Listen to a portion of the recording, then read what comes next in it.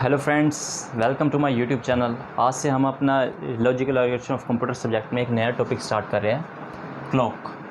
तो आज हम डिस्कस करेंगे कि क्लॉक क्या होता है एंड क्लॉक को हम कहाँ पर यूज़ करते हैं। सो क्लॉक क्या होता है, क्लॉक की डेफिनेशन देख लेते हैं एक बार। Clock is just a signal. Clock क्या होता है, एक सिग्नल होता है जो हमारा लॉजिक लेवल 0 से स्टार्ट होता है एंड लॉजिक लेवल 1 पर ट्रांजिशन लेता है। फिर थोड़ी देर बाद लॉजिक लेवल 0 पे ट्रांजिशन लेता है एंड अगेन लॉजिक लेवल 1 पे ट्रांजिशन लेता है। तो ये जो प्रोसेस है हमारा कॉन्टीन्यूस प्रोसेस है जो चलता रहता है। तो जो हमारा लॉजिक लेवल 0 है, ये जो लॉजिक लेवल 0 है एंड ये लॉजिक लेवल 1 है, इनके बीच में जो हमारी एज आती है, इस एज को हम बोलते हैं लीडिंग एज या फिर पॉजिटिव एज या राइजिंग एज। इस वाली एज के हमारे 3 नाम्स होते हैं, leading edge, positive edge and rising edge. Similarly जो हमारा लॉजिक लेवल 1 और 0 के बीच में जो एज आती है, इस वाली एज को हम बोलते हैं ट्रेलिंग एज या negative edge and the other name is falling edge. Okay, तो हमारे 3 नाम होते हैं। लॉजिक लेवल 1 और 0 के बीच में जो एज होती है उसके भी 3 नाम होते हैं हमारे पास, और जो लॉजिक लेवल 0 और 1 के बीच में जो एज होती है उसके भी हमारे 3 नाम होते हैं, leading edge, positive edge and rising edge. तो जो हमारा जो लीडिंग एज होती है, 2 कॉन्टिग्यूअस लीडिंग एज के बीच में जो हमारा डिस्टेंस होता है, this leading edge and this leading edge, so these are the following edge. 2 continuous leading edge या 2 continuous falling edge, leading edge या ट्रेलिंग एज के बीच में जो हमारा डिस्टेंस होता है उसको हम बोलते हैं टाइम पीरियड। तो इस केस में हमारा टाइम पीरियड क्या है, टी। तो फ्रीक्वेंसी का जो फॉर्मूला होता है क्या होता है, frequency is equal to 1/t। तो ये हमारा हो गया फॉर्मूला फ्रीक्वेंसी से रिलेटेड। ओके, तो जो नेक्स्ट टॉपिक इसके अंदर ही है हमारा है ड्यूटी साइकिल।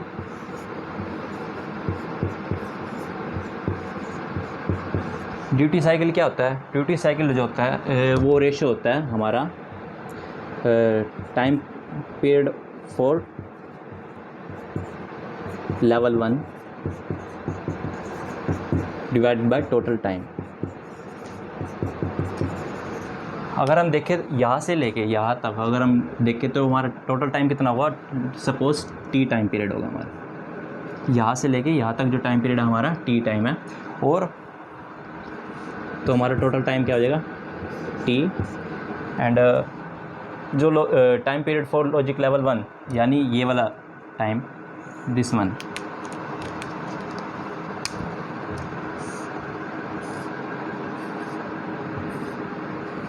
ये जो हमारा टाइम है ये कितना हो जाएगा t/2।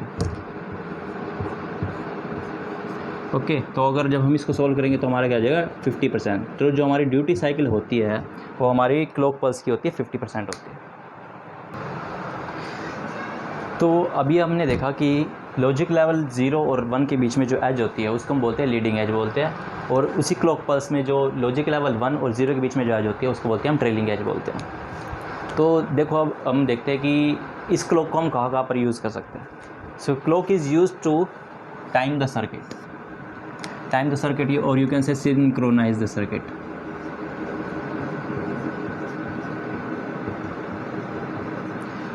Clocking is use to synchronise the circuit. ये समझने के लिए हम ये डायग्राम देखते हैं। ये हमारा सिक्वेंशियल सर्किट का डायग्राम है।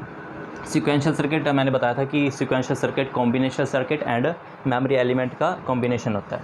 तो यहाँ पर कॉम्बिनेशनल सर्किट भी है और मेमोरी एलिमेंट भी है। तो इसमें मान लो हमने कुछ इनपुट लाइन्स हैं एंड ये आउटपुट लाइन्स है। आउटपुट लाइन से हम जो आउटपुट लाइन से जो आउटपुट आएगा वो हमारा कहाँ पर स्टोर होगा, मेमोरी एलिमेंट में स्टोर होगा। सपोज़ मैंने इनपुट लाइन पर एक इनपुट दिया, 1 दिया इनपुट। अभी यहाँ पर हमारे पास कुछ भी नहीं है, तो इसका मतलब जो इनपुट हमने दिया, सपोज़ करो कि जो ये कॉम्बिनेशनल सर्किट है ना, इस कॉम्बिनेशनल सर्किट का काम है जो भी इनपुट होगा ना उस इनपुट को ये ऐड करके एज ए रिज़ल्ट प्रोड्यूस करेगा। तो अगर कॉम्बिनेशनल सर्किट हमारा ऐडर है इस केस में, तो 1 को ऐड करेगा तो क्या आएगा, आउटपुट 1 ही आएगा। तो जैसे ही मेमोरी एलिमेंट ने देखा ना कि हमारा आउटपुट लाइन्स पर आउटपुट आ रहा है 1 आ रहा है, तो इसने क्या करा, यहाँ पर अपना स्टोर कर लिया, 1 स्टोर कर लिया। 1 यहाँ पर स्टोर करते और आउटपुट यहाँ पर क्या दिया, 1 दिया। ठीक है, पहले इसने आउटपुट लाइन से, मेमोरी एलिमेंट ने क्या करा, आउटपुट लाइन से आउटपुट को उठाया और अपने यहाँ पर स्टोर कर लिया और यहाँ पर एज ए फीडबैक हमारे कॉम्बिनेशनल सर्किट को दिया। ये फीडबैक बोलते हैं हम इसको। फीडबैक का मतलब होता है कि मेमोरी एलिमेंट में जो भी स्टोर था ना, उसको हमने वापस से कॉम्बिनेशनल सर्किट में अपना एज ए इनपुट दे दिया। तो अब यहाँ पर भी 1 है, यहाँ पर भी 1 है, तो कॉम्बिनेशनल सर्किट का क्या काम है, ये हमारे इनपुट लाइंस को ऐड करना है। यहाँ पे भी 1 है, यहाँ पे भी 1 है, तो 1 1 को ऐड करके क्या बन जाएगा, ये हमारा आउटपुट लाइन पर अब हमारा आ गया 2। तो जैसे मेमोरी एलिमेंट ने देखा ना कि आउटपुट लाइन पर अब हमारा 2 है, तो उसने इसको यहाँ से डिलीट करा और अपने अंदर यहाँ पे क्या स्टोर कर लिया, 2 स्टोर कर लिया। और एज ए फीडबैक उसने यहाँ पर क्या दिया, 2 दिया। पहले इसने क्या फीडबैक दिया था, 1, अब फीडबैक दे रहा है 2। तो 1 है यहाँ पर और यहाँ पर क्या है, 2 है। 1 + 2 क्या हो जाएगा, 3। इस कॉम्बिनेशन सर्किट ने 2 और 1 को ऐड कर दिया, तो आउटपुट हमारा क्या आ गया, यहाँ पे 3 आ गया। ठीक है, तो जैसे ही मेमोरी एलिमेंट ने देखा कि दोबारा कि हमारा यहाँ पर आउटपुट पे लाइन्स पर आउटपुट आ रहा है 3, तो उसने क्या करा, इसको डिलीट करके यहाँ पे कर लिया स्टोर 3। ठीक है, जैसे स्टोर करा 3, तो इसने दोबारा से फीडबैक दिया 3। And now 3 + 1 4। मेमोरी एलिमेंट ने दोबारा देखा कि अब आउटपुट लाइन्स पर हमारा आउटपुट है 4, तो इसने डिलीट करके क्या कर लिया, स्टोर कर लिया यहाँ पर 4। सो फ्रेंड्स, इस पूरे प्रोसेस में सबसे मुश्किल काम किसका है? सबसे मुश्किल काम है इस मेमोरी एलिमेंट का। सबसे मुश्किल काम मेमोरी एलिमेंट का क्यों है? क्योंकि मेमोरी एलिमेंट का काम देखो क्या है, मेमोरी एलिमेंट का काम है कंटिन्यूसली आउटपुट लाइन्स को ऑब्ज़र्व करते रहना। ऑब्ज़र्व करते रहना, क्या ऑब्ज़र्व करता रहता है? ये ऑब्ज़र्व करता है कि कब मेरा आउटपुट लाइन्स पर आउटपुट चेंज होगा और मैं उसको यहाँ पर स्टोर करूँगा। जैसे ही मेमोरी एलिमेंट ने देखा कि मेरा आउटपुट लाइन्स पर आउटपुट 1 है, तो उसने यहाँ पर स्टोर कर लिया। फिर उसने देखा कि आउटपुट लाइन्स पर मेरा आउटपुट 2 आ रहा है, तो उसने यहाँ पर 2 स्टोर कर लिया। उसने देखा कि आउटपुट लाइन पर मेरा आउटपुट 4 आ रहा है, तो उसने 4 स्टोर कर लिया। अब ये काम क्या कर रहा है, ये कंटिन्यूसली इसको वॉच करता जा रहा है, इसकी तरफ देखता जा रहा है, कंटिन्यूसली इसकी तरफ देखता जा रहा है कि कब मेरा आउटपुट लाइन्स पर आउटपुट चेंज होगा और मैं यहाँ पर स्टोर करूँगा। तो सबसे मुश्किल काम इसका है कि ये कंटिन्यूसली उसका इंतज़ार करता रहता है आउटपुट लाइन्स के आउटपुट चेंज होने का। तो मैंने इसको कहा, मेमोरी एलिमेंट को मैंने कहा कि कंटिन्यूसली इसका इंतज़ार करने की ज़रूरत नहीं है, आउटपुट लाइन्स पर आउटपुट चेंज होगा, इस बात का तुमको इंतज़ार करने की ज़रूरत नहीं है। तुम्हारे पास और भी बहुत काम है करने को, इंतज़ार करना नहीं है। अपना खाना वगैरह खाओ, ये लाइफ एंजॉय करो, कंटिन्यूसली इसकी तरफ देखते थोड़ा ना रहोगे तुम। तो मैंने इसको मेमोरी एलिमेंट को ये कहा जी देख, मैंने इसको मेमोरी एलिमेंट को क्लॉक दी। मैंने मेमोरी एलिमेंट को क्लॉक दी। क्लॉक कैसी दिखती है? ऐसे दिखती है। ठीक है, मैंने मेमोरी एलिमेंट को कहा कि जब भी मेरा लेवल 1 होगा, जब मेरा लेवल 1 होगा तभी तुमको इसको वॉच करना है, अदरवाइज़ तुमको आउटपुट लाइन्स को वॉच नहीं करना। यानी अगर हमारा लेवल 0 चल रहा है, लेवल 0 पर मेमोरी एलिमेंट अपनी आँख बंद कर लेगा, कुछ भी उसको अदर टास्क होंगे लाइफ के वो करने लग जाएगा, खाना खा लेगा, अपना लाइफ को एंजॉय करेगा। मतलब कहने का मतलब यह है कि लेवल 1 पर ही सिर्फ ये इसकी तरफ देखेगा। जब लेवल 1 चल रहा होगा ना, लेवल 1 पर ही मेमोरी एलिमेंट आउटपुट लाइन्स की तरफ देखेगा, अदरवाइज़ इस केस में अपनी आँख बंद कर लेगा, कुछ और अदर काम करना होगा वो करेगा। ठीक है, तो मेमोरी एलिमेंट मान गया कि मेमोरी एलिमेंट ने मुझे कमेंट में दे दी कि जब भी लेवल 1 होगा तभी मैं इसकी तरफ वॉच करूँगा, अदरवाइज़ मैं इसकी तरफ वॉच नहीं करूँगा। तो मैंने कहा गुड, वेरी गुड। तो अब क्या है,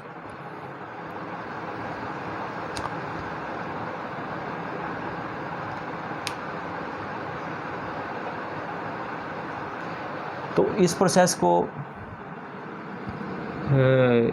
हम क्या बोलते हैं? ट्रिगरिंग बोलते हैं।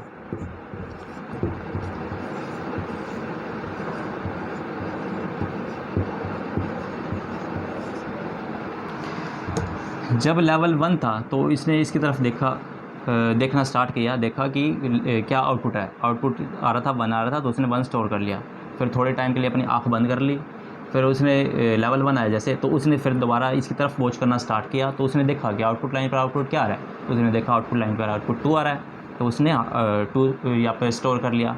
फिर ये वाली क्लॉक पल्स आ गई, ये वाला टाइम लेवल 0 आ गया, तो इसने दोबारा से अपनी आँख बंद कर ली, तो उसने जब ये वाला आया टाइम पीरियड यानी लेवल 1 आया, तो उसने दोबारा देखा ऊपर की तरफ, दोबारा उसने देखा, तो उसने क्या देखा कि आउटपुट लाइंस पर आउटपुट मेरा क्या आ रहा है, 3 आ रहा है, तो उसने 3 स्टोर कर लिया। ऐसे ही कंटिन्यूस प्रोसेस हमारा चलता रहेगा। ओके,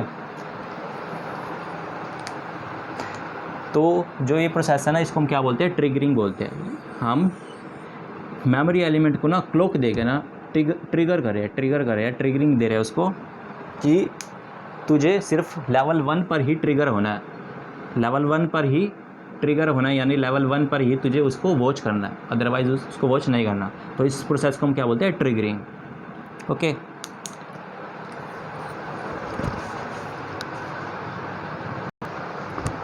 सो मेमोरी एलिमेंट को हम क्लॉक पल्स देके क्या कर रहे हैं, मेमोरी एलिमेंट क्लॉक पल्स देके हम उसको ट्रिगर कर रहे हैं। हम मेमोरी एलिमेंट को कह रहे हैं कि जब भी हमारा लेवल 1 आएगा तभी आपको ऊपर की तरफ वॉच करना, अदरवाइज़ वॉच नहीं करना। सो इस प्रोसेस को हम क्या बोलते हैं, triggering of memory element. Okay, so जो हमारी ट्रिगरिंग होती है ना, वो भी 2 टाइप्स की होती है, level triggering and edge triggering. Level triggering में क्या होता है, ये जो भी मैंने बताया आपको, ये लेवल ट्रिगरिंग ही बताई है कि जब लेवल 1 आएगा तभी इसको मेमोरी एलिमेंट को ट्रिगर होना है, इस को बोलते हैं लेवल ट्रिगरिंग। ठीक है, जब लेवल 1 होगा तभी ट्रिगर होगा। एज ट्रिगरिंग में क्या होता है, एज ट्रिगरिंग हमारी 2 टाइप्स की होती है, positive edge triggering and negative edge triggering. Positive edge triggering में ना हम मेमोरी एलिमेंट को कहते हैं कि आपको ऊपर की तरफ कब देखना है, जब हमारा ये पॉजिटिव एज होएगी, मतलब अगर हमारा लेवल 0 से लेवल 1 की तरफ ट्रांजिशन कर रहा है, मतलब इस टाइम पीरियड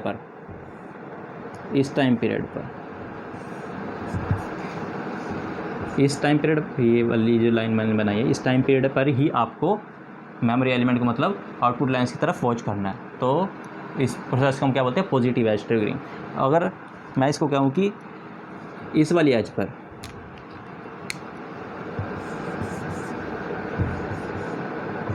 ये हमारी क्या है, नेगेटिव एज है। अगर मैं मेमोरी एलिमेंट को कहूँ कि जब हमारा ये वाला टाइम पीरियड चल, मतलब पॉजिटिव एज से नेगेटिव एज की तरफ